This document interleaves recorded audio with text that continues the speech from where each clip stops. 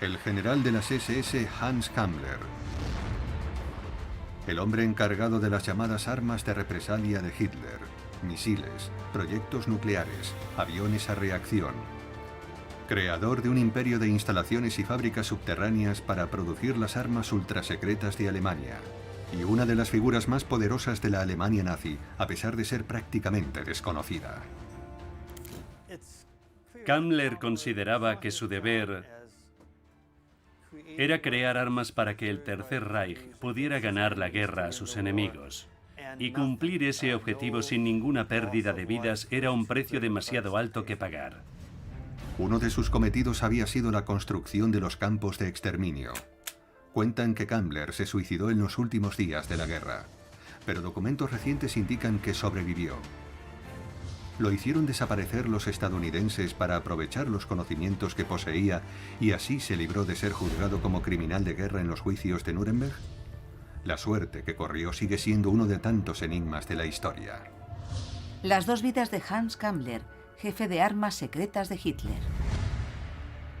Hans Kammler, orgulloso padre de familia y al mismo tiempo tecnócrata sin escrúpulos del armamento y la maquinaria del régimen nazi.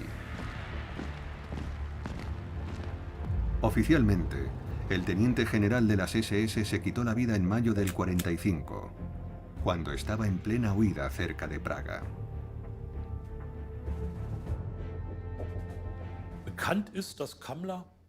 Se sabe que la noche del 3 de mayo, Kammler estaba cerca de la plaza de Ivensee con su personal y dio orden de continuar hasta un despacho en su piso de Praga. Después de la guerra, su conductor y uno de sus ayudantes aseguran que Kammler iba con ellos. Cuentan que en Praga se vieron atrapados en la insurrección general y que Kammler se sumó a la retirada final de las tropas alemanas. Cuando comprendió que estaba en un callejón sin salida, se quitó la vida. Los últimos días de la guerra, las tropas estadounidenses penetran en territorio checo, donde son vitoreadas como libertadoras. Comienza una cacería por todo el país en persecución de los anteriores invasores. Van tanto soldados como civiles.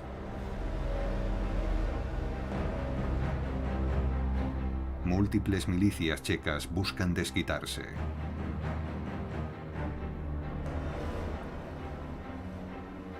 Testigos del entorno de Kammler en las SS declararán más tarde ante un tribunal alemán que Kammler no vio salida a su situación y se quitó la vida con una cápsula de cianuro.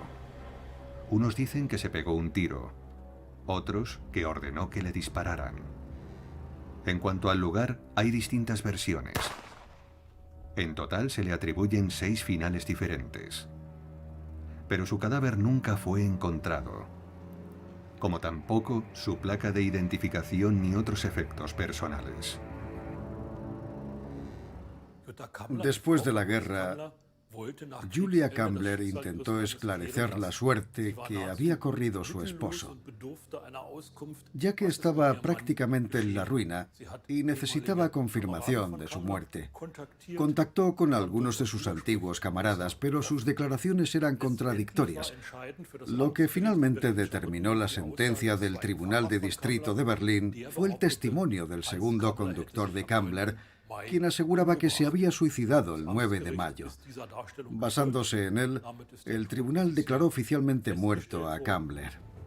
Sin embargo, han surgido nuevas pruebas que suscitan cada vez más dudas sobre la versión oficial del final de Kammler. Hay varios documentos, hasta ahora desconocidos, que, en mi opinión, demuestran de manera concluyente que Kammler no se quitó la vida en los últimos días de la guerra, sino que fue capturado por los estadounidenses.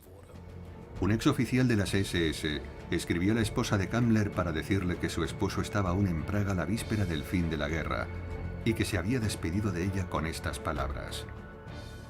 Tengo a los estadounidenses detrás de mí. Me han hecho ofertas. Nunca serviré al enemigo.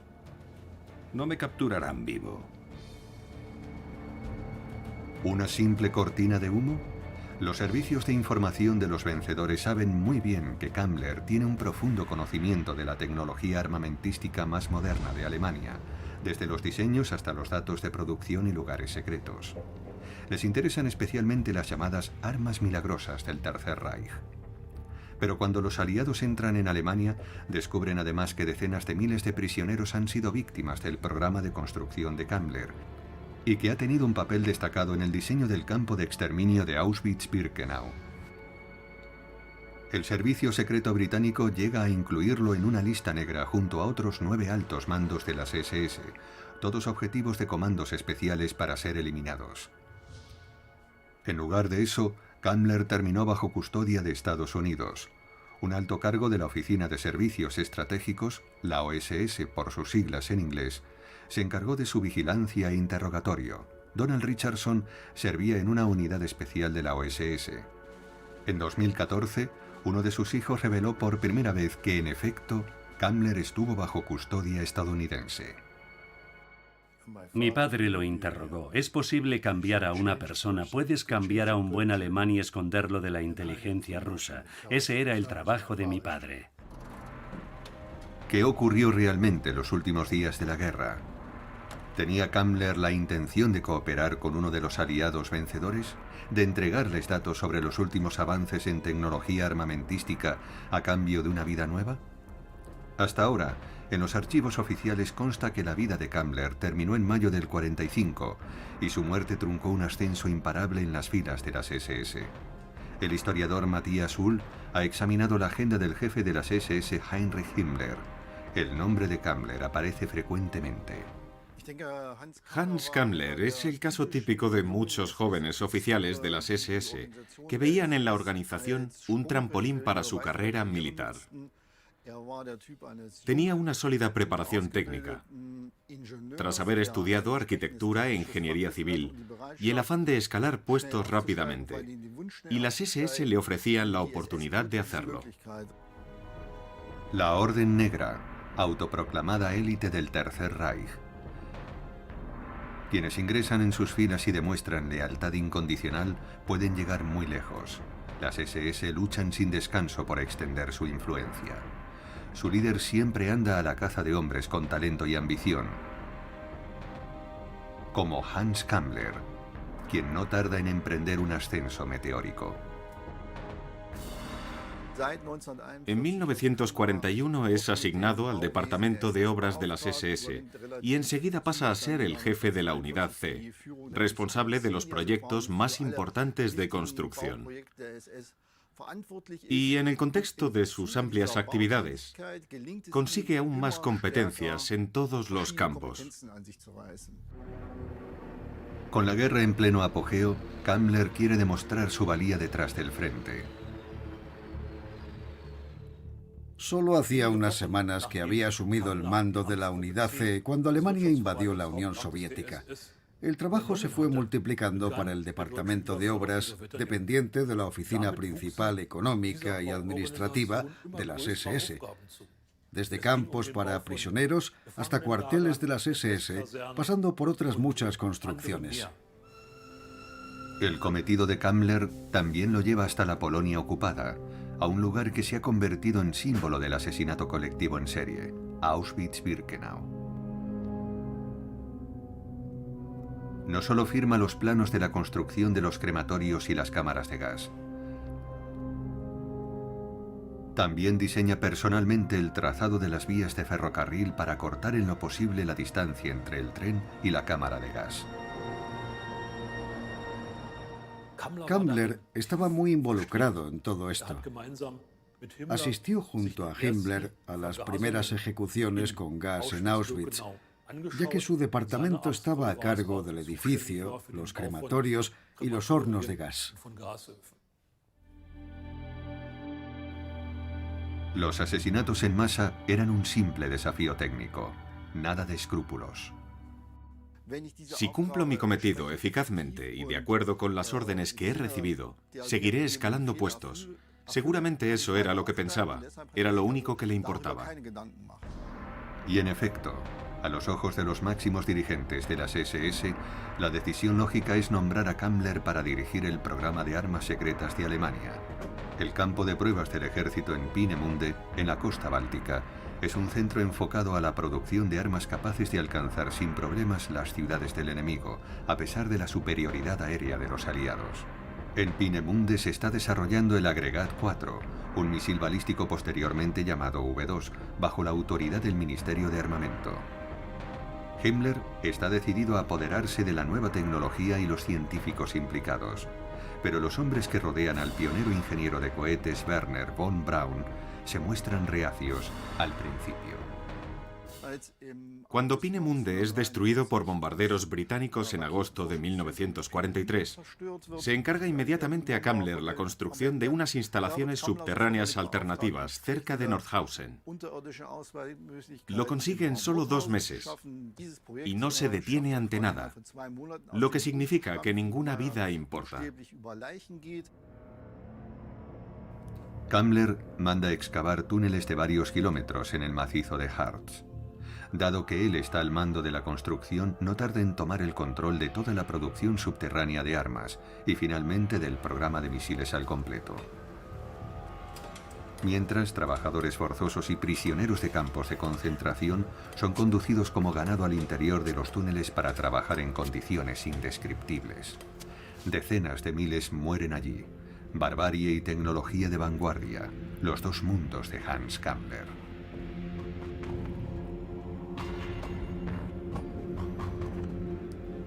Se convierte en uno de los miembros más poderosos de las SS, responsable de decenas de lugares de construcción ultrasecretos, que consisten en cientos de miles de metros cuadrados de fábricas a prueba de bombas repartidas por todo el Reich, como ilustra un documento de lo más corriente, la guía de carreteras personal de Kammler.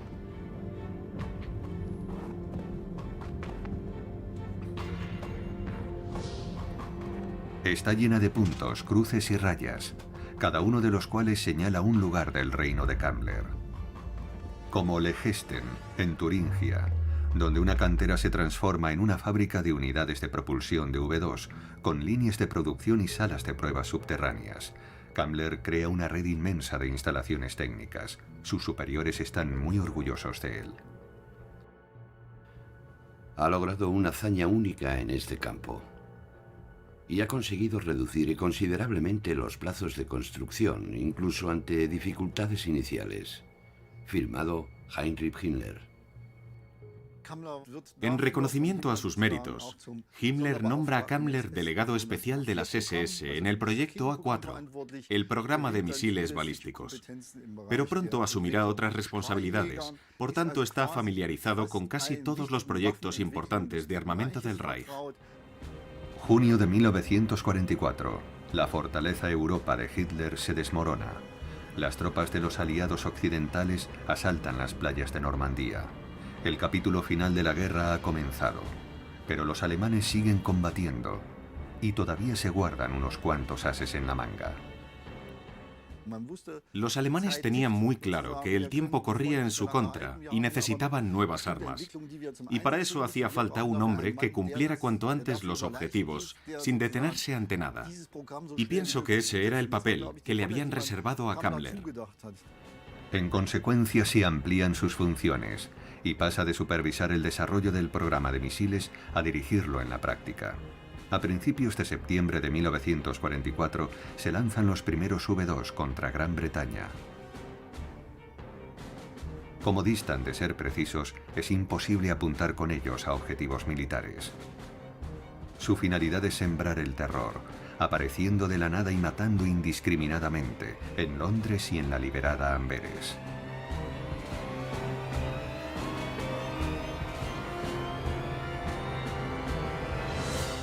Pero por atroces y letales que pudieran resultar, no podían sustituir a la fuerza aérea. Cuando los aliados empiezan a avanzar desde Normandía, todas las bases de misiles en construcción a lo largo de la costa francesa son abandonadas, como esta, cercana al paso de Calais. La cúpula de Elfo, una gigantesca cúpula de hormigón con 30 metros de anchura y profundidad y un techo de hormigón armado de 5 metros de espesor.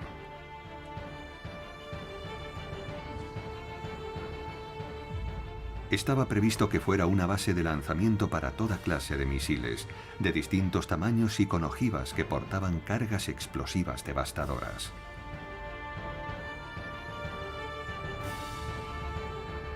Se suponía que la cúpula iba a poder lanzar 70 misiles al día.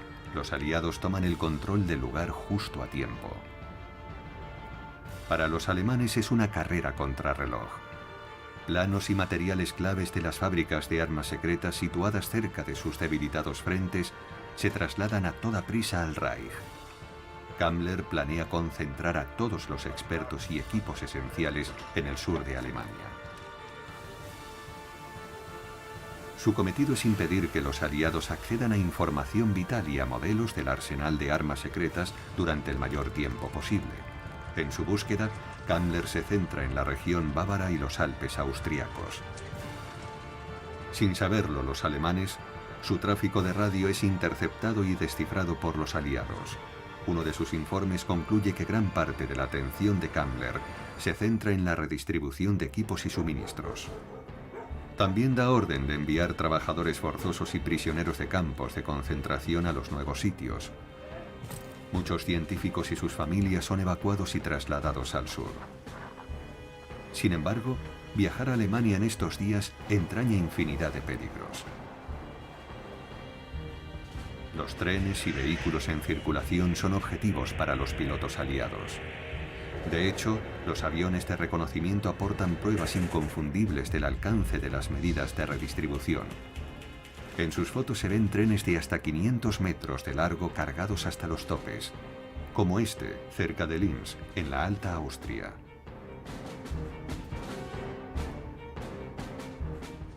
Las unidades estadounidenses avanzan hacia Alemania.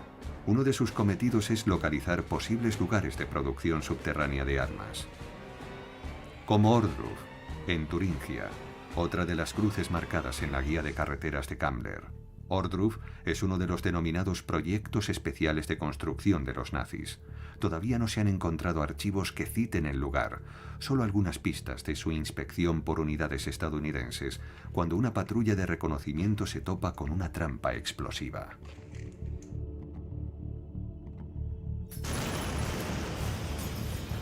En abril de 1945, las tropas estadounidenses llegan a las fábricas subterráneas de misiles situadas en el centro de Alemania. Lo que encuentran allí les resulta desconcertante y fascinante al mismo tiempo. Los alemanes parecen ir al menos 10 años por delante en tecnología de misiles. Pero en este submundo también ven imágenes que demuestran el desprecio de los nazis por la humanidad. Los aliados pronto pasan a fijarse en los hombres que están detrás de esa tecnología y sus instalaciones. Todas las potencias vencedoras tienen el firme propósito de hacerse con su tecnología. Y con todo plano, fábrica, laboratorio y campo de pruebas que pudiera arrojar alguna luz sobre los últimos avances en el arsenal de la guerra moderna. Unidades especiales van justo detrás de las tropas en su avance. Hay informes que preocupan profundamente a los estadounidenses. Parecen indicar que los alemanes se preparan para la última batalla en los Alpes, en particular las SS. Los montes bávaros y austríacos son el lugar idóneo para librar una guerra defensiva. En la sección de la OSS en Berna, Suiza, están alarmados. Se habla del reducto alpino. ¿Y si varios cientos de miles de alemanes fuertemente armados atacan aquí, ahora que la guerra parece casi ganada? Los temores de los estadounidenses rayan en lo grotesco. Los Alpes, una fortaleza rocosa llena de fanáticos resistentes respaldados por armas de última generación salidas de las fábricas secretas de Hitler. Sin duda, el peor escenario posible. Esta idea terrible, puesto que representaba una pesadilla para los estrategas militares aliados, empezó a ganar aceptación. Y en la primavera de 1945, la cúpula del mando militar aliado, es decir, el propio general Eisenhower, estaba convencido de que el conflicto en Europa no acabaría sin una sangrienta guerra de guerrillas en las montañas del sur de Baviera y Austria. ¿Y si utilizaban armas desconocidas hasta entonces? En efecto, los alemanes habían trasladado una parte considerable de sus innovaciones secretas a la región alpina. Misiles, aviones a reacción y, al parecer, partes de su programa de investigación nuclear,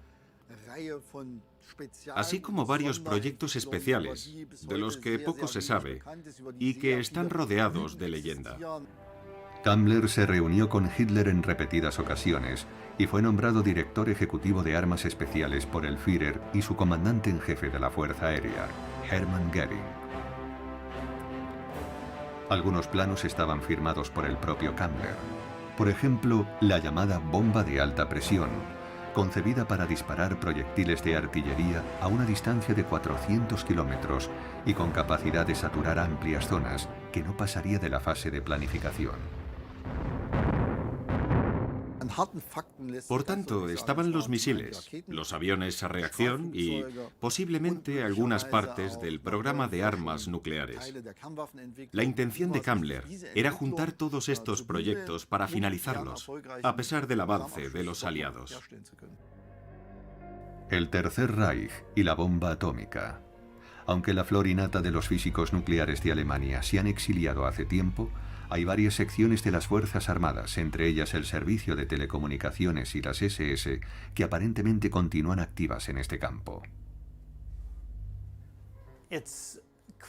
Para mí es evidente que los científicos que trabajaban a las órdenes de las SS o con las SS estaban intentando fabricar nuevas armas al final mismo de la guerra. No se sabe con certeza si estas armas de verdad funcionaban, pero está muy claro que intentaron fabricarlas. A finales de 1944, los aliados consideran que una bomba atómica alemana a escala reducida es una posibilidad clara, y los soviéticos informan de una serie de pruebas con pequeños dispositivos nucleares. Sabemos por informes de la inteligencia militar soviética, o GRU, que Ohrdruf era uno de los centros de investigación nuclear alemana más importantes. Ya en noviembre de 1944, se supo que habían comenzado los preparativos para las pruebas nucleares. En marzo de 1945, el director del GRU informó a Stalin y a su círculo íntimo de asesores sobre 2 ensayos nucleares que se habían llevado a cabo en Turingia.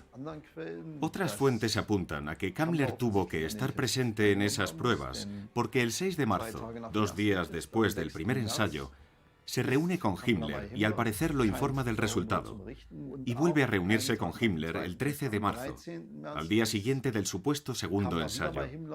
Lo cual es una prueba más de la estrecha conexión entre Himmler, Kammler y los posibles ensayos nucleares de Turingia. Sin embargo, ¿qué ensayos pudieron llevarse a cabo y cuáles fueron los resultados? Realmente solo conozco el trabajo de Kammler con cohetes, pero me consta su enérgico empeño en conseguir cada vez más control sobre los sistemas de armas. Por tanto, tendría todo el sentido que también estuviera interesado en hacer bombas de uranio y otras cosas. El informe del GRU describe incluso el prototipo de la supuesta bomba. ¿Podría haber llegado a funcionar? Hasta donde sé, el diseño del que se habla en el informe del GRU parece el de una bomba de implosión plenamente operativa. De hecho, hay algunas características en su diseño que parecen incluso más avanzadas que el diseño de Estados Unidos. Podría ser el producto de un programa muy importante y de larga duración. Pero aunque la bomba pudiera funcionar en teoría, ¿cómo iba a estallar sin una cantidad considerable de material enriquecido capaz de causar una fisión? Una forma posible de iniciar una reacción en cadena podría ser un acelerador de partículas, tal vez montado en el exterior de la bomba. Este acelerador enviaría electrones con una energía de 6 millones de electronvoltios hacia el centro de la bomba, justo en el momento en que la bomba empezara a implosionar, según el informe del GRU. Y esos rayos gamma de 6 millones de electronvoltios causarían la fisión parcial del uranio situado en el centro de la bomba. Pero nunca se han encontrado pruebas de que los alemanes llevaran a cabo el más ligero enriquecimiento de uranio. Persisten las dudas. La información sobre la bomba de Hitler aparece ante todo en informes de los servicios secretos aliados. Hasta finales de 1944, por lo menos, la plana mayor de las SS tenía la esperanza de ganar la guerra con la ayuda de nuevas armas. Aspiraban a tener una combinación de misiles y armas de destrucción masiva. Su intención era cargar de gas venenoso o material radiactivo el V2 o sus sucesores, y eso era precisamente lo que temían los aliados. A través del reconocimiento aéreo, los aliados, bajo el mando del general estadounidense McDonnell, vigilan de cerca una de las instalaciones más importantes de Kammler, St. Georgen, cerca de Linz, en Austria. Intérpretes fotográficos repararon en extensas excavaciones, así como en indicios de actividades subterráneas. Su conclusión: el reducto alpino, sin duda. Aunque no es un sistema de búnkeres para la fortaleza alpina, sino parte de una red subterránea de fábricas. Está formado por varios complejos. De nuevo, el mapa de carreteras de Kammler da fe de sus ubicaciones. En los protocolos de entrega del Reichsbahn, la compañía estatal de ferrocarril, se enumeran como destinos de transporte desde fábricas de armas secretas. Algunos incluso van destinados a Kammler en persona. Los trenes desde Fallersleben, por ejemplo, el principal punto de producción de las llamadas bombas zumbadoras V1. O desde Limburger Hof, centro de investigación de IG Farben, tristemente célebre por desarrollar agentes de guerra química. O desde Ohrdruf, el lugar donde se sospechaba que se realizaban pruebas nucleares. Todo apunta a la zona en torno a Gusen, en la Alta Austria. La razón de que pusieran el foco en Gusen fue que, al menos desde 1943 en adelante, las SS habían empezado a crear un importante complejo industrial allí, en colaboración con grandes empresas de armamento como Steyr Daimler Puch. Eran proyectos a gran escala, destinados a proporcionar la máxima seguridad. En una red de túneles de 8 kilómetros de longitud, como siguen afirmando oficialmente las autoridades austríacas. Sin embargo, documentos estadounidenses apuntan a instalaciones de hasta 26 kilómetros de largo. Mencionan expresamente Gusen y St. Georgen. Nada más terminar la guerra, miembros de la Plana Mayor, así como agentes de la inteligencia militar de Estados Unidos, inspeccionaron las instalaciones y redactaron sus informes. En uno de ellos se habla de una longitud de 26 kilómetros, por tanto, tenía que haber algo que preocupara mucho a Kammler, tanto como para irse de Berlín y venir aquí. Y solo podía ser un asunto de la máxima prioridad, es decir, un proyecto vital en el arsenal de armas secretas. Los informes estadounidenses mencionan un complejo de 3 instalaciones en St. Georgen, más 4 instalaciones subterráneas cerca del campo de concentración de Gusen. Apenas quedan testigos que puedan contar lo sucedido entonces. Una fotografía de un excomandante del campo de Gusen, Karl Kimilewski. Su hijo Walter tenía 15 años en 1944 y oyó una conversación de los hombres de las SS. Hablaban de que en total se habían construido 30 o 40 kilómetros de túneles, algunos con 2 niveles. O eso se deducía de las conversaciones con hombres de las SS. Como allí convivíamos con las SS, siempre había alguno con el que podíamos hablar. Hablaban constantemente de un campo de concentración subterráneo que tenía dos niveles. Uno para la fábrica y el otro era donde vivían los trabajadores de los campos de concentración sin ver la luz del día. En cuanto a la ventilación, solo disponían de conductos de ventilación. Era de dominio público entre el personal de las SS. Sin embargo, la historia oficial del complejo de campos de concentración Mauthausen-Gusen no menciona ningún campo subterráneo. La idea de un campo de concentración subterráneo debe tratarse con la máxima precaución, pero hay algunos indicios, desde luego. Los informes de la inteligencia estadounidense mencionan a testigos que no solo hablaban de una línea de producción de misiles en Gusen, sino que además afirmaban que... En diciembre del 44 se decidió mantener a los trabajadores dentro de la fábrica en todo momento usando luz artificial. Este plan se diseñó para acabar con las frecuentes infracciones de seguridad. Un apartado de los protocolos de entrega por ferrocarril en enero de 1945 menciona una cámara de despiojamiento para el complejo de túneles PA3, cuyo nombre en clave era Monte Cristal. Esto apunta a la existencia de alojamientos subterráneos. Es comprensible que decidieran mantener a los prisioneros encerrados y bajo tierra para guardar el secreto. Así lo indican informes de inteligencia a los que Estados Unidos tiene acceso desde hace algún tiempo ya. Así lo indica también el testimonio del hijo del comandante del campo. Luego, están esos extraños envíos con destino a Gusen y las fotografías aéreas a las que también tenemos acceso.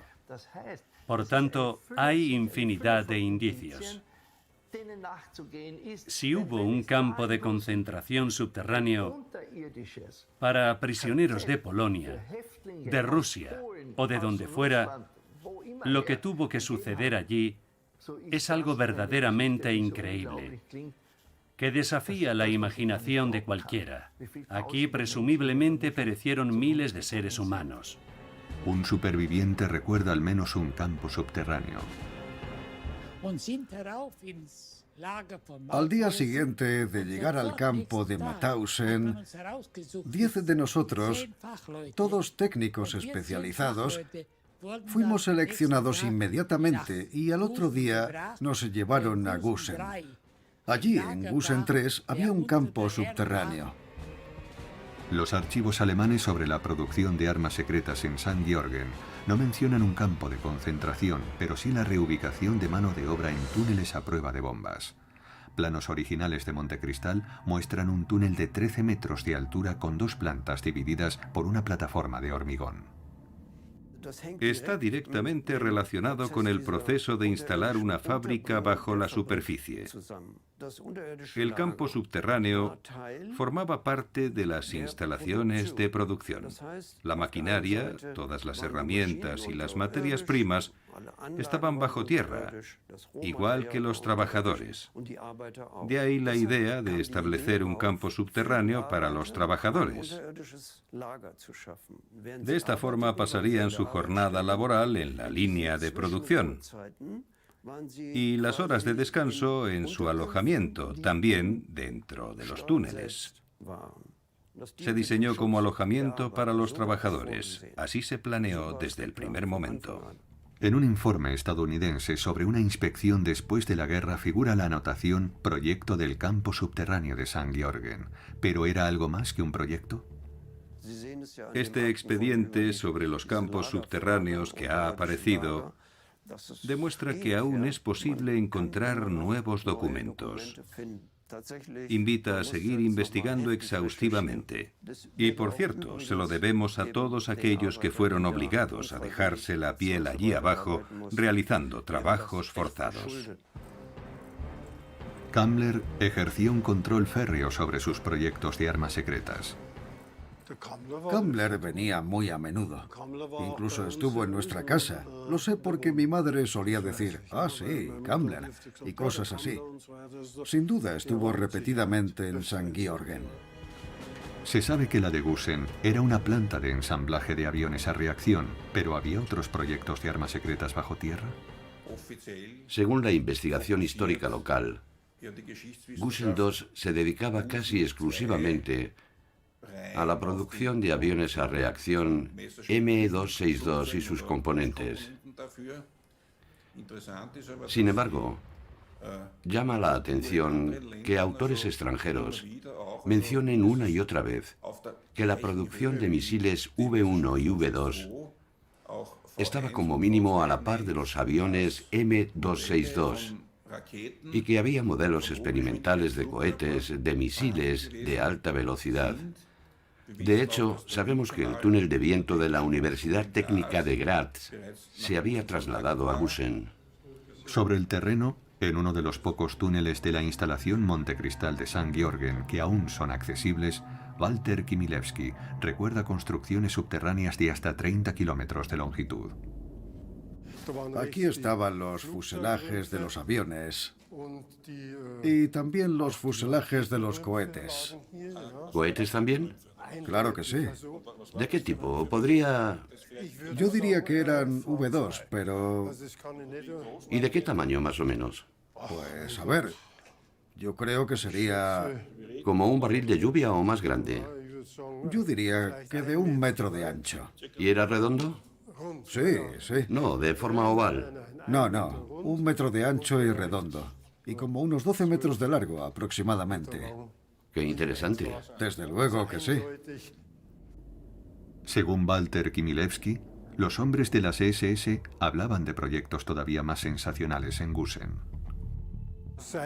Iban a detener toda la producción para transformar la planta en un centro de investigación nuclear. Más o menos todo el mundo lo sabía. ¿Y esto cuándo fue, más o menos? ¿Cuándo llegó esta orden a St. Georgen? La orden llegó a mediados o finales de 1944. El estadio real de la investigación nuclear en St. Georgen aún no se ha podido esclarecer.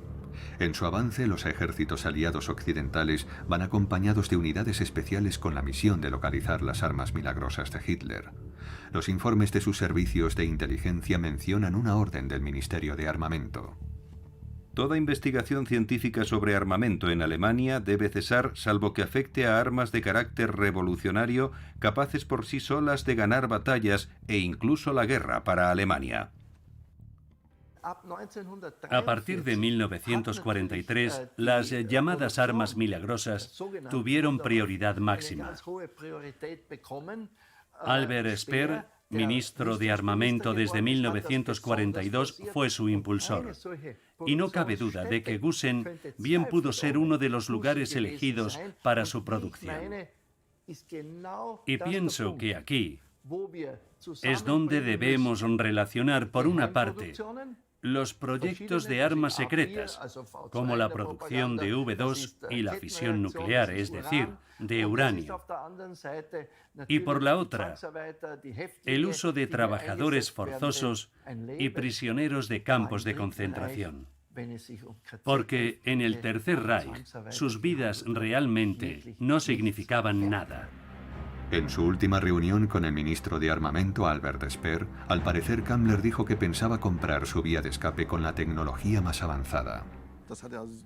Más o menos le dijo a Speer que él tenía los cohetes, los aviones a reacción, y aunque no lo mencionara expresamente, los conocimientos de la investigación sobre armas nucleares. Esas eran sus bazas frente a Estados Unidos, ya que todo el mundo sabía que tanto los estadounidenses como los soviéticos estaban muy interesados en la avanzada tecnología alemana. Werner von Braun, artífice de la V2, hace tiempo que tiene decidido entregarse a los estadounidenses. Obedeciendo órdenes de Kammler, él y su equipo se reúnen cerca de Oberammergau, en Baviera. Cuando Von Braun y sus hombres son capturados por los estadounidenses, él sabe lo que tiene que ofrecerles. El único contratiempo es un brazo roto como consecuencia de un accidente de tráfico. Pero, ¿qué pasa con el anterior jefe del programa de misiles? Agentes de la OSS y del CIC, el cuerpo de contrainteligencia del ejército estadounidense, buscan a los cerebros de la tecnología nazi por toda la Alemania ocupada. Se dice que Hans Kammler se quitó la vida cerca de Praga el 9 de mayo de 1945. ¿Pero llegó a salir de la región alpina? Documentos hallados recientemente indican que Kammler fue capturado por Estados Unidos e interrogado por el CIC. En 1949, la Oficina de Desnazificación de Estados Unidos en Alemania ordena una investigación sobre el currículum de Hans Kammler, dado oficialmente por muerto desde 1948. El informe lo firma Oskar Packe, quien declara que el 9 de mayo de 1945 el sujeto fue arrestado por soldados estadounidenses en las obras de Messerschmitt, en Oberammergau. El supuesto suicidio del sujeto es desmentido por las declaraciones del CIC sobre su captura y evasión en mayo de 1945. Packe cita un informe de inteligencia, según el cual Kammler se entregó al CIC el 9 de mayo de 1945. A la vista de esto, me inclino a dar más crédito a los documentos estadounidenses que a las declaraciones del entorno de Kammler, que podían haber recibido instrucciones de dar pistas falsas sobre la desaparición de Kammler, representando un suicidio. ¿Pero qué hay de la presunta fuga de Kammler y la posibilidad de que hubiera pasado a manos de los soviéticos? Es una práctica habitual de los servicios secretos en todo el mundo. Me imagino que es una especie de tapadera para explicar la desaparición de Kammler. Con los nuevos hallazgos en el archivo privado de Kammler surgen nuevas pistas. Los últimos días de la guerra, Kammler llevaba consigo importantes planos y expedientes relacionados con las últimas innovaciones armamentísticas de Alemania. Los protocolos y su guía de carreteras permiten seguir sus pasos. También hizo llegar una carta a su esposa que no transmite la impresión de ser una despedida final. Gracias a ti he sido capaz de afrontar todo esto. Ten por seguro que volveremos a estar juntos. No tengo la menor intención de retirar mi apoyo final a todos aquellos que me han sido encomendados siendo un cobarde y quitándome la vida. Al contrario, ahora más que nunca creo que el Führer y los altos mandos de las SS tenían las mejores intenciones y que con su sacrificio han creado una nueva base.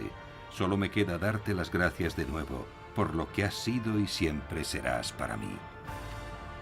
Informes y transcripciones de interrogatorios aportan nuevas pruebas sobre los movimientos del general de las SS.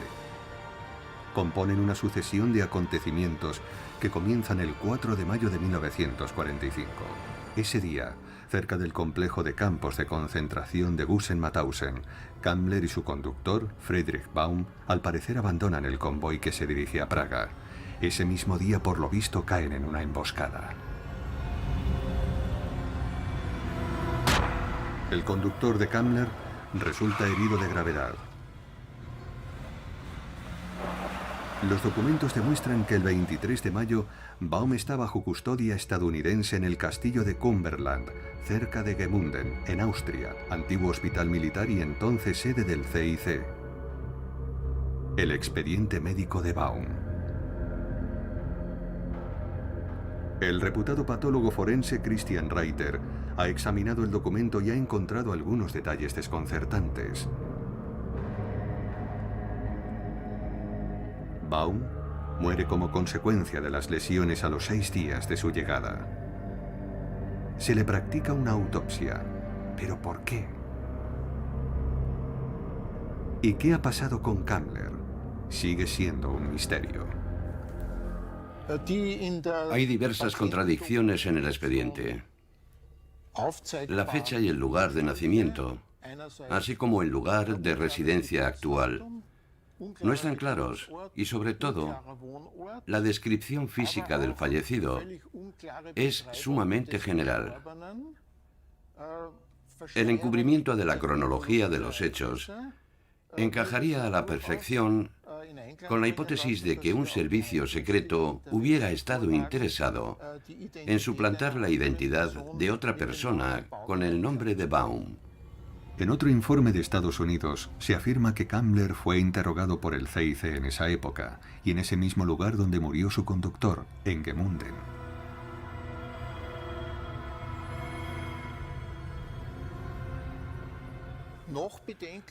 Aún surgen más dudas cuando resulta que este hombre fue enterrado en el cementerio protestante de Gemünden, en la tumba número 111, y sin embargo, en otro apartado, figura como enterrado en la tumba 102. Así que, por lo visto, hay dos tumbas.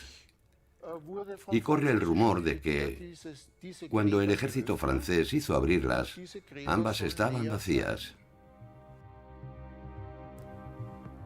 Y en efecto, hay dos tumbas, y según indican sus cruces, en ambas yace Friedrich Baum.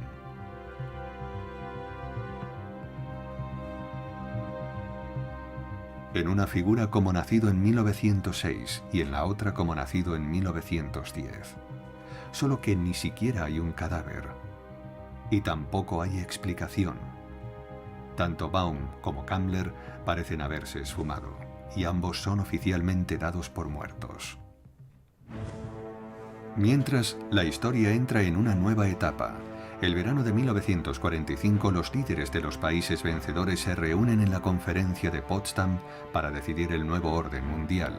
Entre los presentes hay un alto oficial de inteligencia, de quien se dice que ha capturado a Kammler.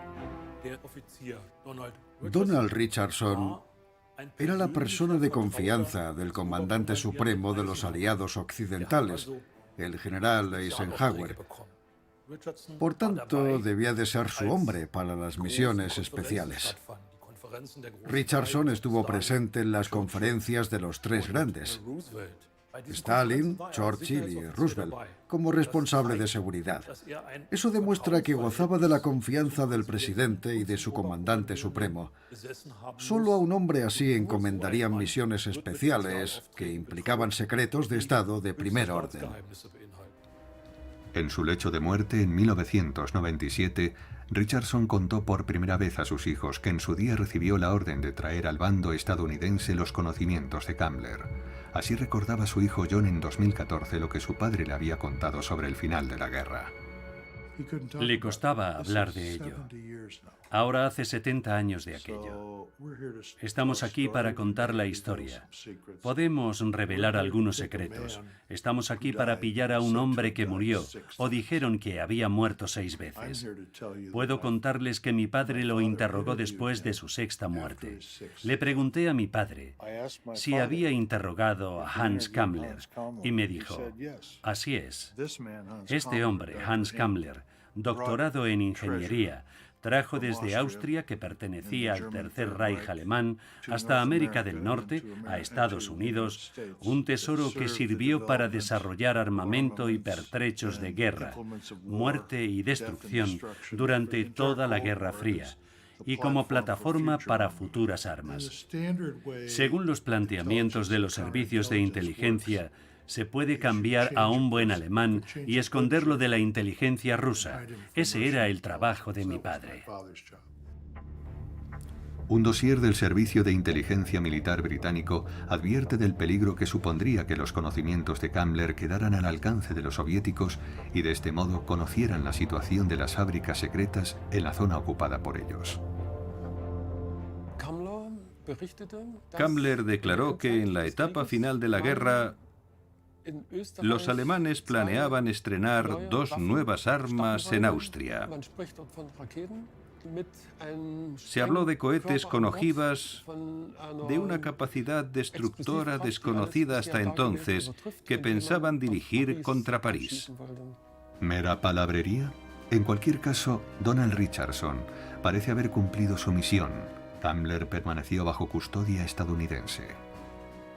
Incluso esta breve mirada al mundo de los servicios secretos, al menos durante la Segunda Guerra Mundial, demuestra que hay cosas de las que no teníamos la menor idea hasta ahora. O que solo hemos empezado a retirar el velo, sobre todo en lo referente a los últimos días de la guerra. Por primera vez, material de archivo recién encontrado revela pruebas escritas de que Kammler estaba efectivamente en manos de Estados Unidos. En un documento fechado el 30 de mayo de 1945 se enumeran los prisioneros de guerra alemanes de alta graduación que están disponibles para interrogatorio. Entre ellos está el general de las SS, Hans Kammler.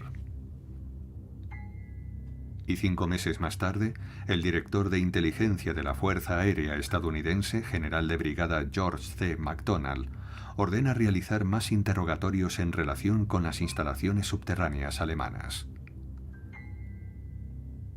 Entre los que se encarga de interrogar personalmente están Albert Speer y Kammler.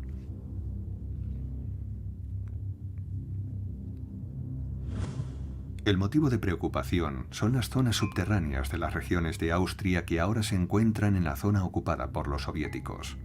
Mientras estos subterráneos se conserven intactos, estarán disponibles como instalaciones a prueba de bombas para industrias importantes en cualquier guerra futura, concluye el documento. Fotografías privadas de la familia Kammler durante la guerra.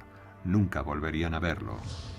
Para su esposa y sus hijos, es dado por muerto desde el final de la guerra.